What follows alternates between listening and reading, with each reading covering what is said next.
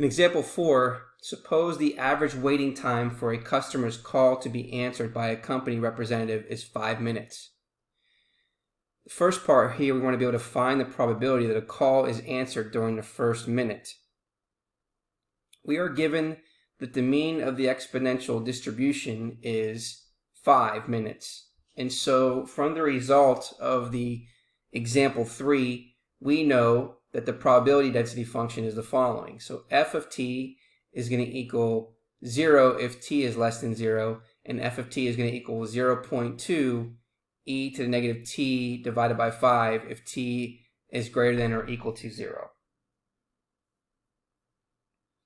Thus, the probability that a call is answered during the first minute is the following.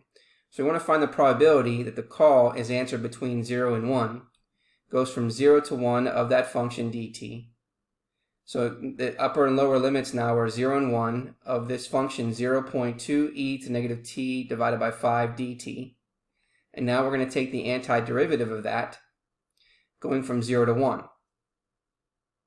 Plugging in the values of 0 and 1, we're going to get 1 minus e to the negative 1 over 5, which is approximately 0.1813. And that represents about 18%. So about 18% of the customer's calls are answered during the first minute.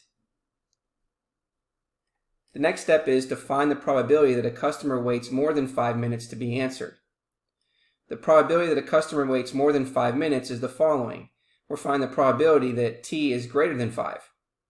So we're going to go from 5 to infinity of that function dt, which is equal to 5 to infinity of that function 0.2 e to negative t divided by 5 dt. So now we're going to take the limit as x approaches infinity that goes from 5 to x of that function.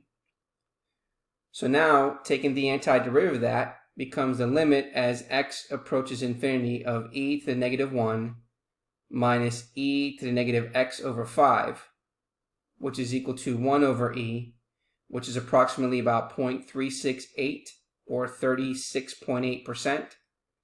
So about 30% of the customers wait more than 5 minutes before their calls are answered.